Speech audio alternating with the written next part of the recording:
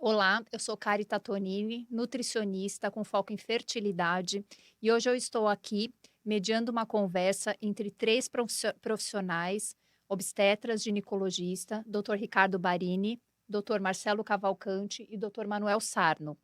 Nós vamos conversar um pouquinho sobre a trajetória acadêmica do Dr. Ricardo Barini e sua influência na formação do Dr. Marcelo Cavalcante e do Dr. Manuel Sarno.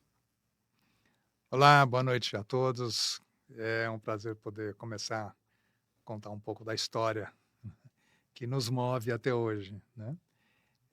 Eu fiz a faculdade na Unicamp, fiz o meu doutorado também na Unicamp, e por uma coincidência do destino, eu tive um evento familiar, né, aliás, a minha mulher teve uma perda gestacional na primeira gravidez que nós estávamos curtindo muito, e aquilo foi uma coisa que mexeu muito comigo, porque eu falei: "Não é possível, isso deve ter alguma explicação.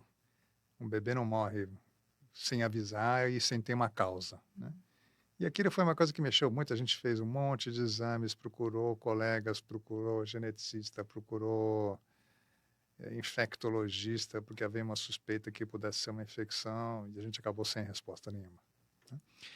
E aí também, por outra coincidência, eu acabei, conhecendo uma outra pesquisadora da Unicamp, que estava fazendo um trabalho, tentando identificar a presença de anticorpos anti-HLA, né, anticorpos que identificam uma molécula específica que nós temos, né, um conjunto de moléculas que nós temos que nos identifica imunogeneticamente, e essas moléculas naquela época, né, década de 80 ainda, elas acabavam induzindo as mulheres que tinham mais do que uma gravidez, então a gente chama isso de multíparas, né.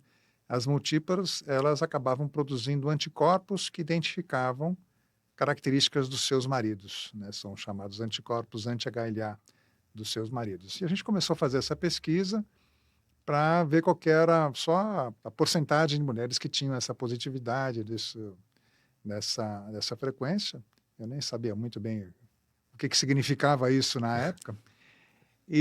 Mas a gente produziu um trabalho e eu fui apresentar um trabalho, no Congresso Mundial da FIGO, que foi no Rio de Janeiro.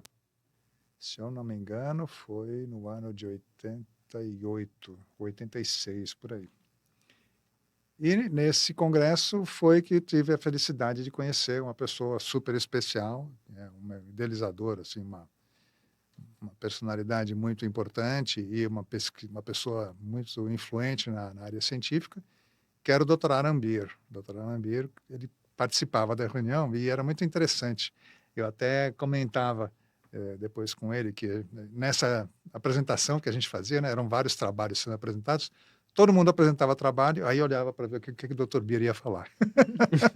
O que ele vai falar, né, o que ele vai falar do meu trabalho.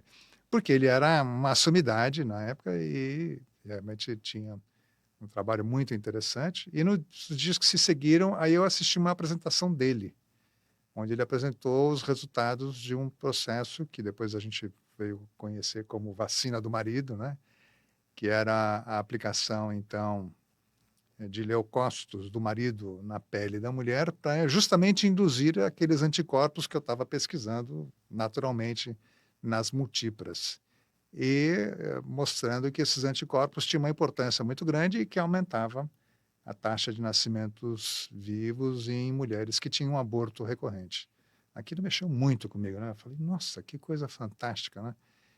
E imediatamente eu consegui chegar perto da mesa que onde ele estava, a Vânia estava, minha mulher estava até comigo, e a gente perguntou: "Será que eu posso ir lá estudar um pouco? Tem alguma vaga lá para eu poder ficar olhando o que você faz, como você faz?" Ele falou: "Claro, tal", me deu o contato, não sei o quê. Eu falei: "Mas quanto tempo é necessário?" "Ah, não, talvez uns 3 meses, acho que você vai aprender tudo, tal". Aí eu falei: "Ótimo", tal. Eu estava ainda acabando de organizar para o meu doutorado, eu falei para ele: "Olha, eu vou fazer o doutorado, assim que eu terminar o doutorado, a gente tem intenção de ir para lá, porque é mais fácil obter uma bolsa de pós-doutorado do que antes do doutorado", né. E aí foi, eu fiz o doutorado, e quando acabei falei: "Bom, agora vamos lá, né". pedi a bolsa, pedi o contato, aí a primeira informação do CNPq e da FAPESP, bolsa no mínimo 6 meses. Eu falei, ixi, tem que mudar tudo. Aí escrevi para o Dr. Bier, pode ser 6 meses? Pode, não tem problema. Aí falei, pô, mas eu vou sair daqui com a família toda, por 6 meses, não. Pode ser 1 ano? De Ele falou, 3 sim, meses virou 1 pode, ano. claro, venha, né? Bom, aí fomos de mala e cuia, né? Isso foi no ano de... Eu defendi o doutorado em 89, em 91. Nós passamos 1 ano, então, lá com o Dr. Bia para aprender sobre a imunologia. Para mim foi uma experiência fantástica, porque eu precisei voltar a entender o que era imunologia, o que eu tinha aprendido lá no começo da faculdade. Então, eu passei um bom tempo estudando o que era anticorpo, o que era antígeno, o que era isso, como é que faz isso, o que é HLA, células que eu nem lembrava que existiam. E foi um período muito bom, eu participei bastante de toda a atividade, como entender como é que era feito o tratamento, na parte laboratorial, né? E com isso eu, né, montei uma bagagem muito interessante e de volta para a Unicamp no ano seguinte. Eu voltei eu fui metade de 91, metade de 92. A gente voltou e já começamos a tentar estabelecer alguma coisa. Em 93 a gente estava com um ambulatório estabelecido, num acordo com o pessoal do Hemocentro, em que eles faziam toda a parte laboratorial, então toda a parte de investigação, de exames e produção da vacina era feita dentro do Hemocentro. E nós começamos ali um primeiro esboço, né, de um trabalho. E logo a coisa explodiu, né? A demanda aumentou exageradamente. Começou a ter uma demanda também para a minha clínica privada. Isso, né? Em 5 anos a gente foi expulso. A gente fazia uma parte privada dentro do Hemocentro e o Hemocentro falou, não dá mais. A demanda de vocês está exagerada, está atrapalhando o nosso serviço. A gente acabou, então, nos associando com uma outra biomédica, a Simone Cote, na Batista, e juntos montamos um laboratório para dar suporte, diagnóstico e tratamento para essas pacientes. Isso foi, então, lá para 98, mais ou menos, né? E aí, mais para frente, alguns residentes começaram a se interessar pelo assunto, né? E o Dr. Marcelo primeiro, acho que fez a residência, terminou em 2001, né, Marcelo? 2000. 2001 ele terminou a residência. E eu já tinha interesse, porque a demanda existia no Brasil inteiro, e era interessante que a gente tivesse polos de atendimento, né, com uma boa orientação, com um bom tipo de trabalho. Eu tinha muita preocupação de que esse tratamento caísse na mão de pessoas não muito idôneas e começasse a ser vendido de uma maneira errada. Enfim, essa história até aconteceu um pouco, depois a gente pode citar. E isso foi muito importante, porque quando o Marcelo se interessou, a gente até conseguiu que ele passasse um tempo também com o Dr. Bier.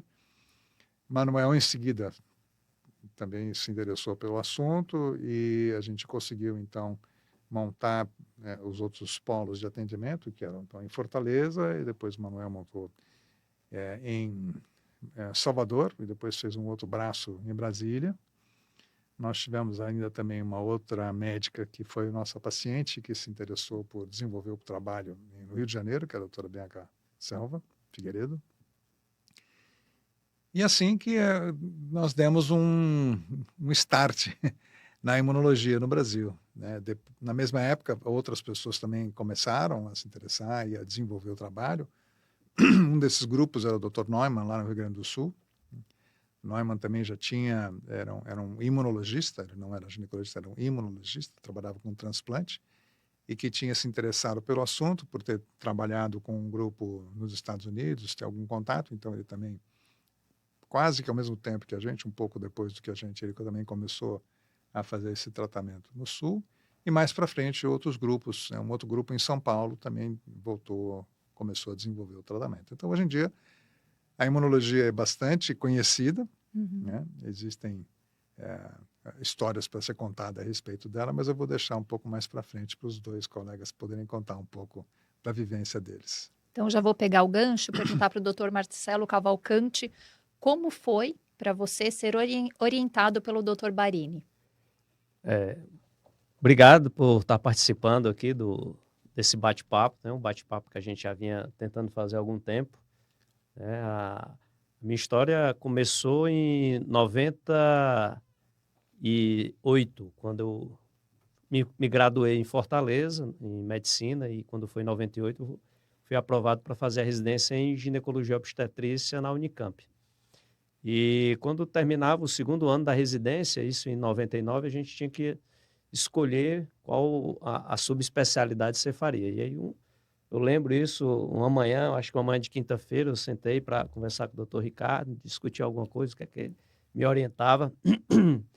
E ele disse, não, vamos, eu já tenho alguns planos para o pessoal que vem do norte, lá do Nordeste, e você fica com a gente aqui na obstetrícia, a gente vai ficar trabalhando ao longo do ano no ambulatório de perda gestacional, esse que tinha sido montado em 92, 93, e quando for no final desse ano, a gente lhe encaminha, você vai fazer um estágio lá, um fellow com o Dr. Alan Bia. E assim foi feito. Durante o ano de 2000, eu fiz o R3 em obstetrícia, e em 2001 eu fui para Chicago, fiquei no mesmo serviço lá com o Dr. Alan Bia, e fiz o treinamento na área da imunologia, tanto na parte clínica, parte laboratorial, o mesmo caminho trilhado em estudar imunologia, conceitos básicos, né? E quando foi no segundo semestre de 2001, eu retorno a Fortaleza e a gente inicia os primeiros trabalhos nesse primeiro polo fora daqui do eixo de São Paulo. E como o doutor Ricardo colocou, a gente foi aos poucos construindo esse grupo, né, com outro polo, com o Manuel em Salvador, depois os colegas do Sul, no Rio de Janeiro, com a Bianca, e isso, por ter o braço científico, a gente conseguiu ter um bom corpo, né, ter uma boa quantidade de dados e conseguimos fazer uma boa publicação. Acho que hoje, dentro da imunologia da reprodução, o grupo da gente tem destaque. Nos congressos, nós somos citados os estudos, pelas publicações que foram, principalmente na área do tratamento da imunização com os linfócitos paternos.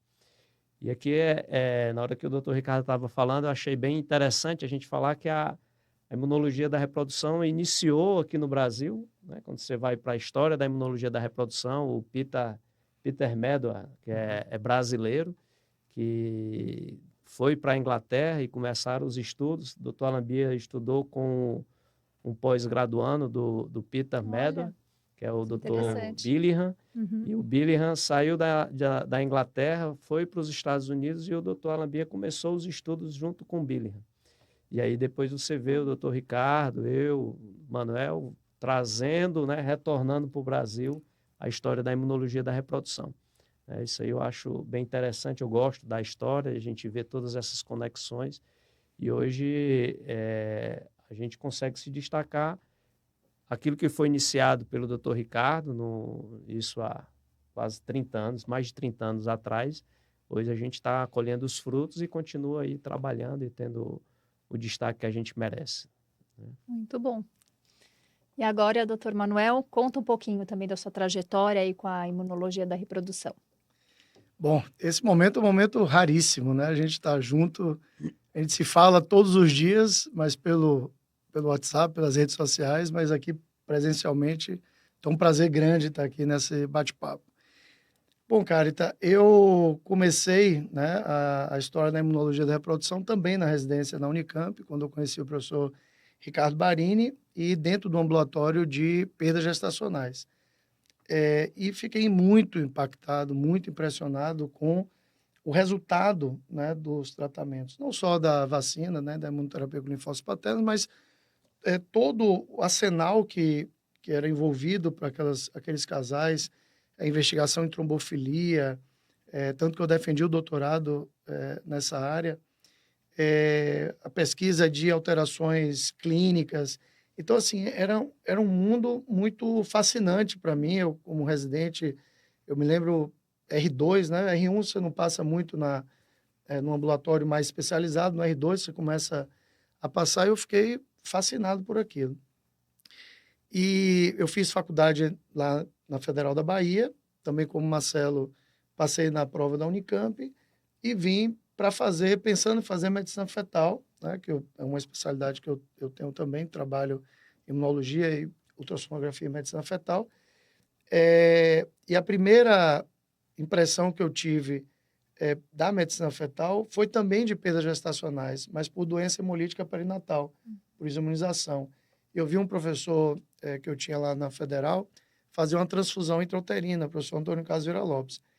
E eu estava imbuído em fazer cardiologia.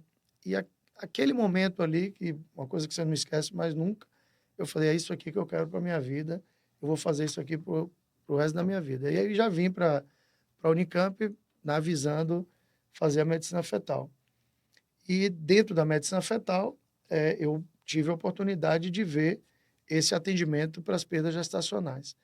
E aí eu conversei com o professor Ricardo Barini, né, no R3 eu fiz um estágio na Inglaterra, né, no maior centro de medicina fetal do mundo, com o professor Kyprios Nicolaides. Tive a oportunidade também de atender pacientes com perdas, mas não na área de imunologia, mas né, com outras situações. E no meu R4 eu fui para ultrassonografia e eu fiquei mais um ano aqui na Unicamp fazendo o mestrado, né, que eu defendi em 2004, e aí em 2005 eu retorno para Salvador, e aí a gente conversou para justamente montar o serviço lá de imunologia em Salvador. E depois desse período, 2006, 2007, eu também tive uma experiência pessoal de 2 perdas gestacionais antes de ter meus filhos biológicos, e eu precisei fazer o tratamento né, de imunoterapia com linfócitos paternos. A gente descobriu que minha esposa tinha 2 trombofilias hereditárias, precisou fazer uso da inoxaparina, aspirina, todo esse arsenal que a gente usa hoje. E eu tenho meus 2 filhos já grandes, Nina está com 16 anos, Arthur com 15. Então, a gente, o professor Barini teve essa experiência antes e entrou né, na imunologia por conta disso. Eu já trabalhava com isso e acabei vivenciando. E é uma história que você acaba vendo vários colegas né, que vivenciam infertilidade e acabam entrando na área. Eu estou com um aluno agora de graduação que está passando pelo processo também de fertilidade. Ela falou, eu me interessei estudando e tal, eu vou fazer ginecologia para fazer reprodução. Então, é uma coisa que mexe muito com a gente, né? Então, hoje eu divido o meu tempo em ultrassonografia, né, medicina fetal e imunologia da reprodução. Tem um laboratório lá em Salvador, a Alimune, e desde 2017 a Anvisa ela considera esse tratamento, apesar da gente ter inúmeros trabalhos científicos publicados no Brasil, no mundo inteiro, e aqui no Brasil a gente tem meta-análise publicada. Em 2019 a gente publicou uma das maiores casuísticas já publicadas no mundo. A gente reuniu 1.100 casais com perdas gestacionais, demonstrando um aumento de quase 2 vezes a chance de filhos vivos. E mesmo assim, o Conselho Federal de Medicina e a Anvisa consideram esse tratamento experimental. Como eu sou pesquisador lá da UFBA, eu consegui a aprovação do Comitê de Ética de um trabalho que já estava em andamento. A gente fez uma modificação conforme a Anvisa e hoje eu tenho uma autorização da Anvisa para fazer esse tratamento dentro do protocolo de pesquisa. Então, e agora eu estou com a aluna de mestrado, ela está levantando os dados para a gente publicar dentro em breve a atualização dessa casuística que a gente publicou em 2019, na tentativa de reverter esse quadro, porque como a gente já percebeu aí ao longo desses 20 anos, ou mais de 20 anos, né, 30 anos, é uma terapia extremamente eficaz. Claro que coisas novas surgiram, mas para alguns casos a imunoterapia com linfócitos paternos ainda é bastante importante. Ótimo. E eu queria que um de vocês falasse um pouquinho sobre a importância de ter mentores nessa formação, né? Em formação de imunologia da reprodução, porque o que eu vejo, né, mesmo no meu consultório, na parte de nutrição, muitos casais chegando com perdas gestacionais, sem causa aparente, né? E poucos que procuram especialistas em imunologia da reprodução. O que vocês têm a dizer Bom, sobre isso? é óbvio que eu acho que é uma coisa fundamental, né? Que a gente possa ter orientação específica e bastante objetiva e com base em evidências, inclusive. Porque o que a gente vê hoje, a Carita e os colegas sabem disso, é que todo mundo dá tiro para todo lado, né? As pessoas acham que ouviram falar que tal droga funciona, que tal técnica é boa, e aplicam aquilo aleatoriamente, sem avaliação de exames, sem correlação, né, do que ele está propondo com aquilo que tem de resultado de exames, até com aquilo que a pessoa já tem como resultado. Então, infelizmente, o que a gente vê hoje em dia cada um faz o que quer, assim, meio sem uma informação. Acho que o resultado disso, na verdade, é até um pouco da história da imunologia. Porque quando a imunologia começou no Brasil, ela tinha esse respaldo científico, né, na época que a gente montou o laboratório, montou o serviço todo, e até o final até pelo menos meados de 2000 e pouco, nós tínhamos o respaldo tranquilo de que aquilo era um tratamento válido e que deveria ser feito e poderia ser feito. E eu realmente tinha muito medo e eu até evitava que outros médicos que não tivessem orientação pudessem fazer o tratamento, porque eu achava que poderia cair num uso inadequado. Uhum. E o que aconteceu foi que alguns laboratórios, né, alguns serviços, começaram a fazer o uso da imunoterapia exatamente como eu achava que não deveria ser feito, que é um uso comercial, né, assim, única e exclusivamente visando a questão econômica e não visando um resultado específico para paciente. Ou seja, era oferecido indiscriminadamente para todas as pessoas, sem um diagnóstico, né? E até, na época, teve alguém que publicou uma coisa chamada infertilidade de causa imunológica, que até hoje ninguém demonstrou isso, né? Apesar da gente achar e ter certeza que tem uma influência grande, as alterações imunológicas têm importância até na fertilidade ou na dificuldade de implantação de embriões, em fertilização in vitro, tudo, ainda a gente não tem uma base científica para falar, olha, a senhora tem uma infertilidade de causa imunológica. Não. Uhum. A gente pode até afirmar que ela tem alguns desequilíbrios que favorecem as perdas, que favorecem a dificuldade, mas ainda não é como você chegar e falar assim, olha, só tem obstrução tubária, você não vai engravidar de jeito nenhum. Uhum. Né? Não dá para a gente afirmar isso em relação à imunologia. A imunologia ainda está caminhando, eventualmente pode ser que a gente chegue a essa conclusão no futuro, mas ainda não temos. E chegaram a dizer isso, chegaram a publicar, inclusive, né, em artigos dizendo que existia isso e se oferecia, então, o tratamento para quem não tinha diagnóstico. Uhum. Claro, isso gerou quem tinha interesse econômico e estava lucrando com isso, achando o tratamento excelente. Mas quem não estava lucrando e que visava realmente o bem-estar das pacientes, começou a criar uma situação de desconforto e começou a combater a própria imunologia, né? Não se preocupando em saber se ela tinha algum uso ou não. Ela simplesmente foi taxada como, olha, não, isso não deve ser usado, ponto. E por azar, houve uma publicação do ano de 99 para o ano de 2000, bem na virada do século, que colocou em questionamento a validade do tratamento. Todos os trabalhos científicos até esse trabalho mostravam um resultado positivo, Uhum. e esse trabalho foi publicado numa revista de muito peso, que é a revista Lancet, que tem um impacto muito forte, e isso provocou um reboliço, digamos assim, entre os interessados na imunologia, né? Porque começou a ser taxado como um tratamento não eficiente, né? Demorou um pouco até que outros trabalhos começassem a ser publicados combatendo esse trabalho.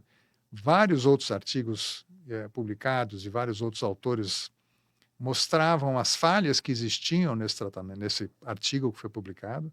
Esse artigo foi publicado, inclusive, num grupo do qual fazia parte o Dr. Bier. Ele foi literalmente excluído do grupo, porque politicamente ele não poderia fazer parte de uma coisa que era contra o tratamento que ele tinha criado.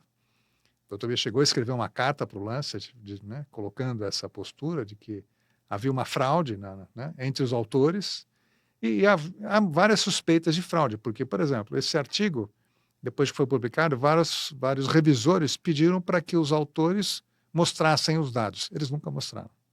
eles se recusaram terminantemente a abrir para qualquer auditoria científica, né? Não brasileira, hein? Isso é coisa do pessoal da Suécia, né, da Europa, que não acreditava no que eles estavam colocando, porque sabiam que o tratamento era eficiente. Uhum. E então, enfim, mas apesar disso, nos Estados Unidos, o FDA, estimulado até por vários questionamentos públicos, não de médicos, mas uns jornalistas que começaram a colocar pressão sobre o FDA, de como é que eles estavam permitindo que o tratamento fosse feito, se tinha esse artigo publicado. Assim. E o FDA pressionou o Dr. Beer pedindo para que ele fizesse uma publicação que demonstrasse a eficácia do tratamento. O Dr. Beer já estava um pouco passado, acho que do tempo, e ele falou, não vou publicar não vou fazer nada, o tratamento funciona, eu tenho certeza, e acabou, não vou fazer. E ficou numa briga pessoal, ele com o FDA, e o FDA falou, bom, tá bom, você não quer fazer, nós vamos proibir. E proibiram o tratamento. Não proibiram o tratamento, falaram, esse tratamento tem que ser separado até que se publique um outro trabalho nos Estados Unidos demonstrando eficácia e demonstrando a segurança do tratamento. Na época, o Dr. B ficou extremamente desgostoso com essa condição, ele acabou mudando até uma parte do seu tratamento para a Europa, ele foi para a Inglaterra, né, onde um outro grupo começou a continuar o trabalho dele. Foi para a Califórnia, porque na Califórnia, ele, com os contatos que ele tinha lá, ele mandava os pacientes fazendo o tratamento no México, que era mais perto, né? E com isso ele continuou durante um tempo manter o tratamento dessa forma. E infelizmente em 2006 ele faleceu. Por alguma questão de saúde, né, que não era muito clara para todo mundo, mas ele faleceu em 2006, ele não era nem tão velho assim, 66 anos, se eu não me engano. E ele faleceu e a clínica dele, né, foi comprada por um grupo que hoje trabalha ainda na Califórnia, é o grupo chamado, né, The Alan Beer Center for Reproduction, que é o nome dele tudo. E esse grupo segue exatamente essa linha. Eles dão tratamento, dão eficácia, né, dão toda a possibilidade. E para pessoas que querem fazer o tratamento no México, eles falam, vai lá naquele lugar. Então, o endereço, né, ele deve ter algum contato do pessoal. Então, o pessoal atravessa a fronteira, faz o tratamento e volta. E o que aconteceu? Isso deu mais carga negativa para o grupo, né, que era contra a manutenção do tratamento, e esse grupo justamente fazia parte da Câmara Técnica do Conselho Federal de Medicina. Então, como é que a coisa evoluiu? O nosso laboratório aqui de Campinas foi questionado pela Anvisa de que tipo de laboratório a gente tinha. E não existia um enquadramento em nenhum kinese específico da Anvisa para dizer, o laboratório faz vacina. Não é vacina. O laboratório faz diagnóstico. Não é só diagnóstico. Quer dizer, era uma coisa que eles não conseguiam enquadrar em nada, e aí mandaram para Brasília para perguntar para a Anvisa de Brasília, o que a gente faz com esse laboratório que está aqui? E a Anvisa de Brasília, que também não sabia o que fazer, perguntou para a Câmara Técnica o que fazer. E a Câmara Técnica acabou dizendo que não, esse tratamento não é eficaz, ele deve ser abandonado. Porque o grupo que era da Câmara Técnica na época era contra o tratamento. Nós fomos, a Anvisa na época, nós três, né? Criamos até um grupo que chama os Três Mosqueteiros, né? Foram os três. Nós fomos os três até a Anvisa, fomos os três até o Conselho Federal de Medicina, nós mostramos os trabalhos na época, já existia um monte de trabalhos, especialmente da China, das Filipinas, enfim. Falta de dado não é. O que falta é boa vontade. Né? O que falta é boa vontade política, especialmente. E esse grupo não se convenceu e manteve a posição de que deveria ser suspenso. E por isso a gente parou de fazer a vacina. O Manuel conseguiu essa alternativa de manter, né, um projeto de pesquisa. Eu tinha também um projeto de pesquisa, mas na época eu fui questionado porque as pacientes pagavam pelo tratamento, né? E está certo, né? A paciente não pode pagar pelo tratamento, e aí existe uma estratégia que se faz para que se consiga manter o tratamento, porque a gente não tem financiamento de pesquisa, e esse é o grande problema nos Estados Unidos, porque não existe nenhum órgão do governo, né, que geralmente são os grandes financiadores para esse tipo de trabalho, que se disponha a financiar um projeto de pesquisa de mais de $1 milhão para poder provar que a vacina funciona. Então, nós temos hoje uma quantidade enorme de publicações de outros lugares do mundo, China, Irã, Filipinas, enfim, Alemanha. uma Alemanha, Inglaterra, Argentina. Argentina, né? Muitos países utilizam o tratamento, tem ótimo resultado, e nós temos que ficar olhando o pessoal trabalhar sem poder atuar por aqui. Então, nossa expectativa é conseguir no futuro, não muito distante, que eu espero que seja bem breve, levantar de novo o questionamento para o Conselho Federal de Medicina, pedindo para que a vacina possa voltar a ser utilizada, né? Ótimo. Eu só gostaria de complementar. A imunoterapia, principalmente a imunoterapia com os linfócitos, ela iniciou para essas pacientes que tinham perdas gestacionais. O foco eram pacientes com perdas gestacionais de repetição e que não estavam enquadrados em nenhum das causas, vamos dizer assim, conhecidas até então, na época em que começaram os estudos. Então, as pacientes que tinham perdas gestacionais de repetição sem causa conhecida, uma possibilidade seria a imunoterapia com os linfócitos. Sendo que houve uma grande evolução na imunologia da reprodução e os mecanismos imunológicos que estão envolvidos nas perdas gestacionais passaram a ser mais compreendidos, né? Tanto é que nos estudos do Dr. Alambia, dos primeiros estudos, o único, vamos dizer assim, método de diagnóstico, de seleção dessas pacientes era um exame chamado cross-match, ou a cultura mista com os linfócitos, que você selecionava qual seria aqueles casais que possivelmente se beneficiariam com o tratamento. E aí houve uma grande evolução, vieram o perfil das citocinas, começou a se diagnosticar alterações imunológicas, alterações autoimunes.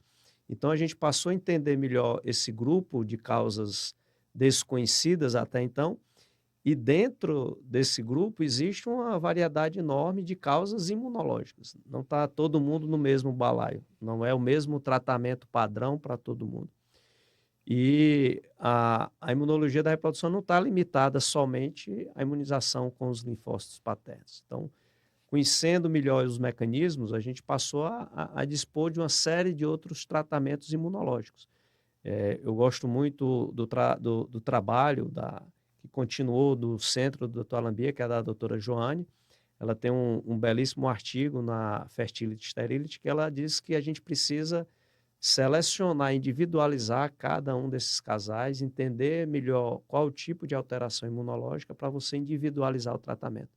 Então, por isso que quando a gente diz a importância de ter uma mentoria, a importância de receber uma formação na área, por conta que você tem que saber selecionar, dar um diagnóstico imunológico desses casais. E até também falar da preocupação da Sociedade Americana de Imunologia da Reprodução, que ela passou a certificar profissionais que trabalham na área, e em 2021 ela criou uma titulação de Clinical Fellow em Imunologia da Reprodução, que a gente foi os 3 primeiros aqui no Brasil a obter esse título. E hoje, um bom protocolo, que eu gosto muito do protocolo da Nathalie Lide, que é da França, e ela costuma dividir os casais em grupos que estão com a resposta imunológica superativada, ou uma baixa resposta imunológica, ou uma resposta mista. E baseado nesse diagnóstico imunológico, a gente vai ver qual o melhor tipo de tratamento para cada paciente, tá? A imunização com os linfócitos entra em uma dessas possibilidades. Infelizmente, a gente não tem essa possibilidade na prática, exceto em projeto de pesquisa, mas a gente tem a possibilidade de dar um diagnóstico. Isso é possível na nossa rotina, isso a gente consegue fazer, individualizar, e para cada situação que foi dado o diagnóstico, a gente vê qual o melhor tratamento, né? E a cada dia a gente está conseguindo evoluir, progredir um pouco mais nos testes de diagnóstico, tanto a nível da resposta imunológica uterina como sistêmica, e conseguindo individualizar cada um dos casos, e certamente o nível de evidência vai ser cada vez maior. O tratamento para os casais com perdas gestacionais de repetição já é mais consolidado. E a gente pode ter uma mesma abordagem nos casais com falhas recorrentes de implantação. Mas eu costumo dizer que quando tem falha recorrente de implantação, existe uma série de outros fatores que vão estar interferindo no resultado. Qualidade embrionária, nível hormonal, qualidade metabólica, parte nutricional. Então, a imunologia, dentro das falhas recorrentes de implantação, ela vai entrar com uma pequena parcela. A gente também não pode tratar toda paciente de falha recorrente de implantação com tratamento imunológico. Ele precisa ser individualizado. Eu acho que assim a gente vai conseguir estar cada vez mais reforçando e valorizando o diagnóstico e o tratamento imunológico. Só para a gente colocar um pouquinho mais de molho nessa discussão, o ano passado eu submeti para a FINEP, né, que é do CNPq, uma pesquisa, um ensaio clínico randomizado, duplo cego, exatamente, né, como o FDA solicita, né, para poder liberar, e a Anvisa aqui também, e com um braço de segurança também, que é uma questão que eles comentam em relação à segurança da imunoterapia. Esse trabalho gira em torno de R$800 mil. Então, aqui é mais barato até do que nos Estados Unidos para fazer, porque os insumos e mão de obra e tal é mais barato. E esse projeto ele foi analisado em 4 etapas. A primeira etapa, avaliando a importância, a justificativa de se fazer o projeto. Vários itens, a gente tirou 10 em todos os itens. Segundo, embasamento científico, se estava realmente embasado cientificamente, 10 em tudo. Terceiro item é se existia a factibilidade da nossa instituição lá na Universidade Federal, na Maternidade Clínica de Oliveira, de fazer junto com, né, o laboratório, que aí a gente teria meio que uma parceria público-privada. Meu laboratório já tem toda a expertise do que a gente treinar todo mundo dentro da universidade. Também tirou 10 em tudo. No quarto item, era a divulgação dos resultados, participação em mídias, redes sociais e tal. Baixaram a nota, teve item lá que eu tirei 2. A gente não tinha gravado o podcast antes. Vamos E aí eu submeter. fiquei sem entender por quê. E a gente colocou lá que ia ser divulgado em revistas, né, científicas e tal, e também ia ser divulgado os resultados. Então, são coisas que não dá para entender, né, como a gente não consegue avançar, né, nessas questões, né, outras que não a parte científica. Tá? Então, a gente não vai desistir, né? Estamos nessa luta aí há muitos anos. Acho que é muito danoso para os casais. Existe, inclusive, uma publicação nos Estados Unidos, uma carta, né, de um dos pesquisadores falando que o número de abortamentos nos Estados Unidos espontâneos aumentou depois da proibição do tratamento. Né? E a gente vê casais no dia a dia fazendo todo tipo de terapia e não dando resultado. Né? E hoje eu estou atendendo pacientes do Brasil inteiro. Pacientes de Curitiba, de Porto Alegre, Manaus, do Brasil inteiro, indo para lá para fazer o tratamento, que é a última alternativa. Já fez emulsão lipídica, já fez, né, GCSF, já fez enoxaparina, já fez aspirina, já passou com você na parte nutricional, já fez tudo e nada resolve. E aí a gente faz o tratamento com imunoterapia com linfócitos paternos e a coisa funciona. Hoje mesmo eu estava entrando no avião para vir receber um ultrassom, uma paciente de Curitiba, desde 2012 tentando engravidar, teve 4 abortamentos, ela fez 3 fertilizações in vitro com embriões euploides, já tinha feito o uso de corticoide, emulsão lipídica, GCSF, enoxaparina, aspirina, tudo, né? E não tinha resultado. A gente fez a imunoterapia com linfócitos paternos, está com 15 semanas, está tudo ótimo e tal. Então, essas histórias se repetem, né? E como o professor Marcelo e o professor Ricardo falaram, vários outros países têm a possibilidade de fazer. O Canadá, Argentina, México, na Europa não é proibido. Né? Na Alemanha, se as pessoas tiverem estrutura para fazer, elas podem fazer. Na Inglaterra tem clínicas que fazem o tratamento. Na China tem um monte de trabalhos publicados. Na China eles também estão com a questão lá na agência reguladora, mas eles têm muitos trabalhos. Inclusive, tem um dos trabalhos que eles fazem, né, até aquele fluxograma que a gente publicou em 2019, depois vários outros copiaram. Eles mostrando um aumento, o dobro de gestações espontâneas em quem fez o tratamento, né? E depois, um aumento significativo de filhos vivos. Porque, às vezes, a pessoa, essa questão da infertilidade sem causa aparente, às vezes a pessoa não tem infertilidade, ela é engravida.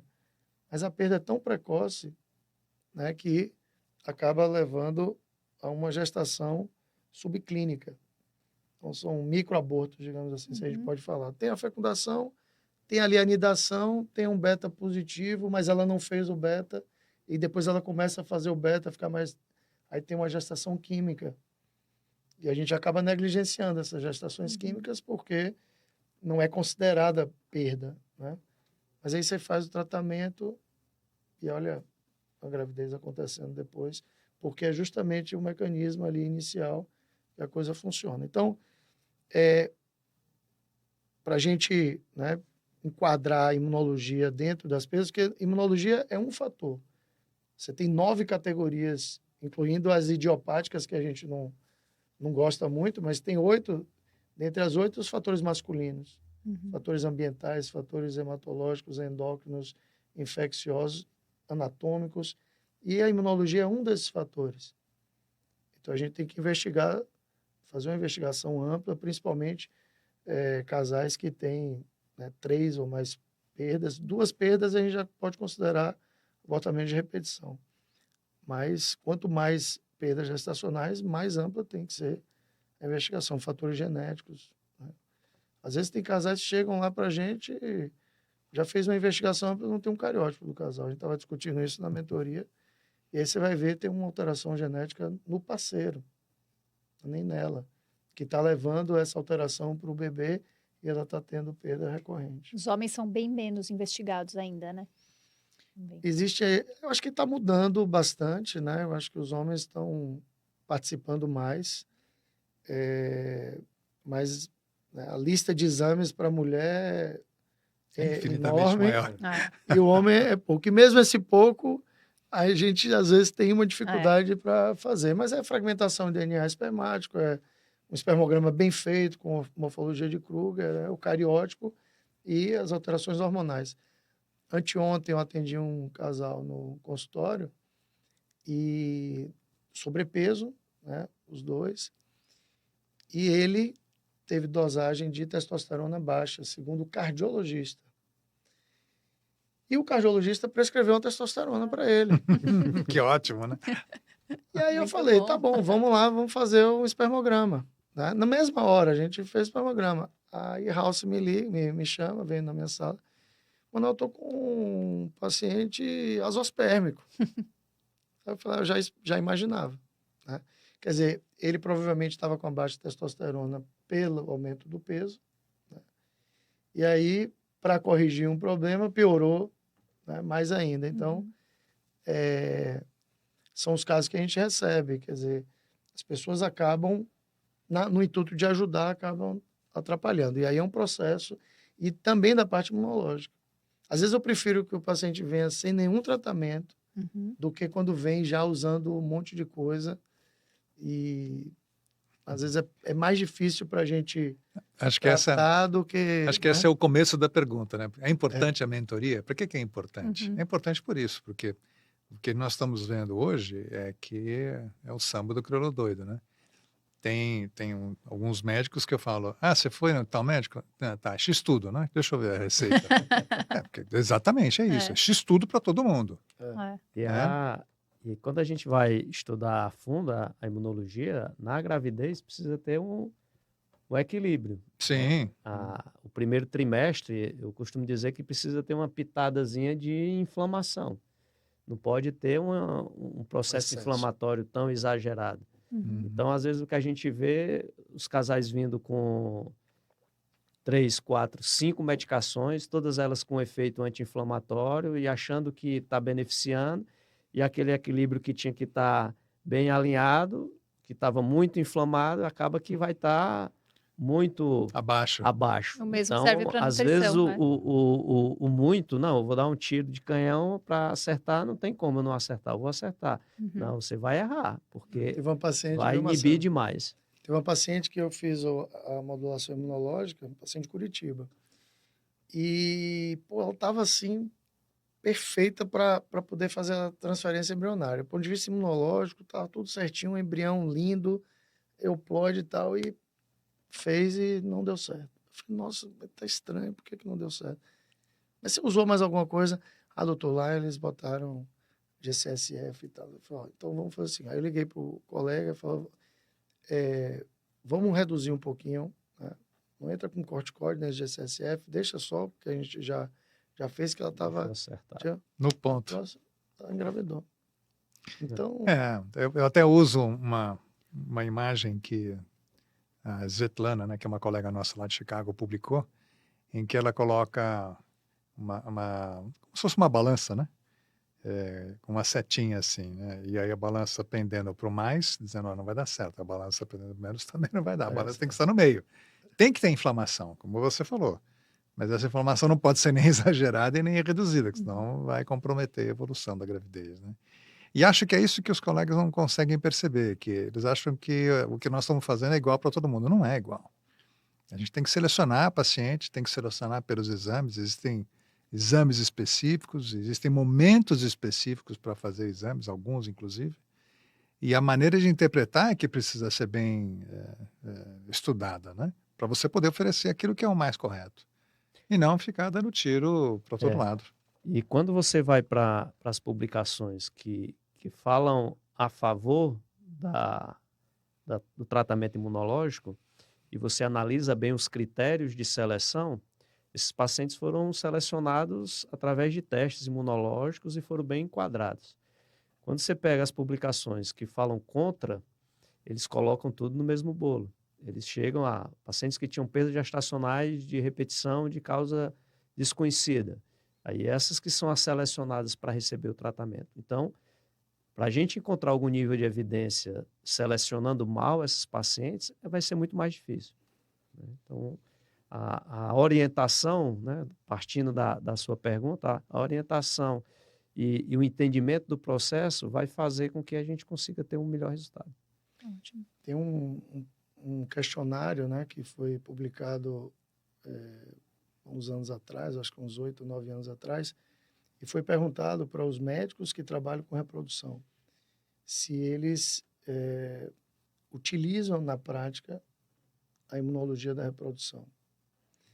E a maioria esmagadora utilizava algum tratamento imunológico na sua prática. 70%. 70%. Essa eu não imaginava. 70%. Entendeu? Foi Mas na eles usam... Human Reproduction, né? que foi mas publicado. eles usavam Aleatoriamente. aleatoriamente. Quer dizer, a maioria usa aleatoriamente. Uhum.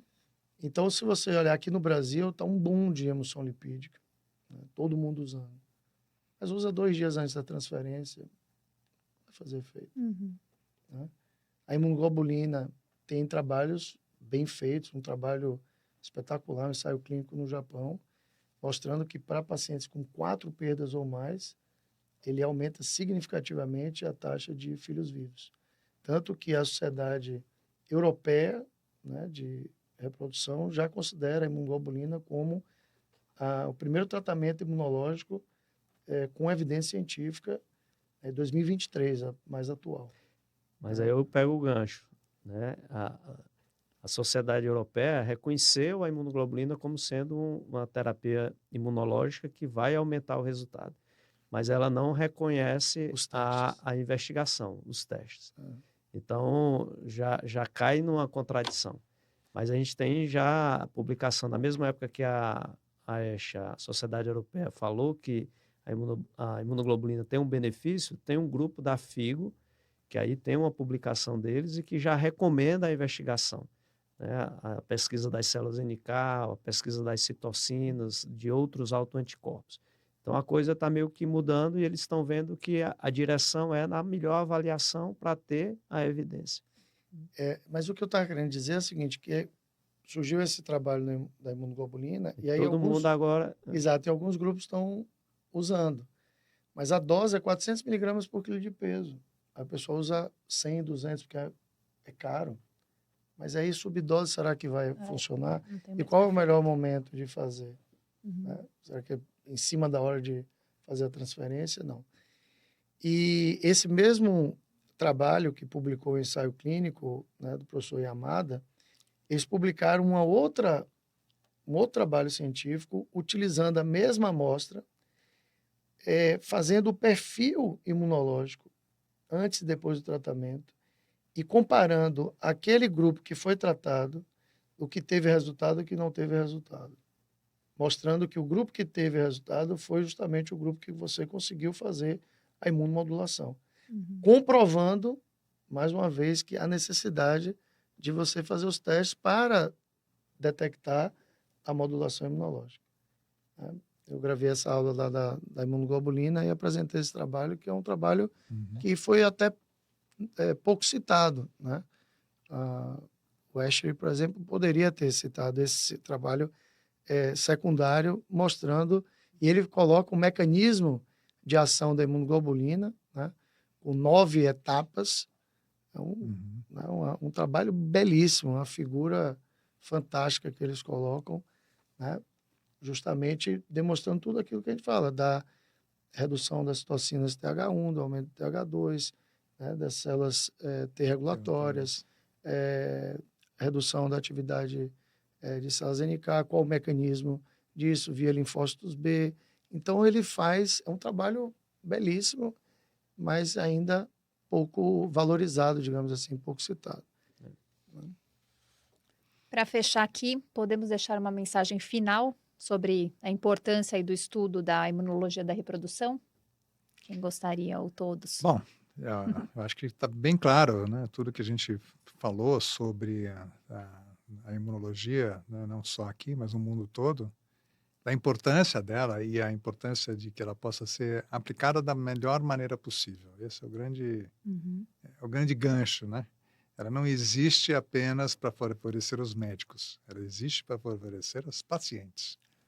Então, acho que é muito bom que os colegas pensem melhor e procurem saber mais detalhadamente o que usar, como usar e quando usar, ao invés de usar sem a devida orientação. A única reflexão e mensagem é imaginar como que a imunologia não pode fazer parte desse processo se você tem algo que está ali estranho, que é a grande pergunta, né? A grande pergunta do Dr. Alambia, do Peter Meadow, é por que eu fui rejeitado, né? Por que sua mãe lhe aceitou? Não Né? lhe Por que minha rejeitou. mãe não me Uhum. rejeitou, já que ele era algo estranho que estava querendo invadir o corpo dela, da mãe. Então, quem responde essa pergunta é a imunologia. Então, o processo da gravidez não vai adiante se ela não tiver um sistema imunológico que seja e que esteja preparado para receber aquele corpo estranho. Então, a mensagem que fica é que os colegas que não conhecem, a gente convida os colegas a conhecer a imunologia, que quando ele passar a estudar e passar a entender a importância da imunologia, ele vai olhar com outros olhos, né? Vai ver como que a gente pode ajudar. E as pacientes procurar se ponderar do seu tratamento, né? Procurar Perfeito. também atrás de informação e com isso ela vai encontrar alguém que possa ajudá-la.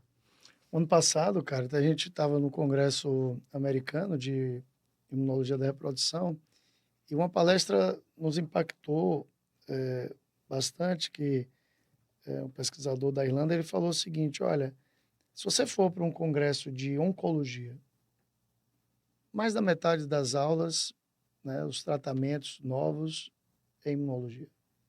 Você vai no congresso de cardiologia, você vai no congresso de gastro, whatever.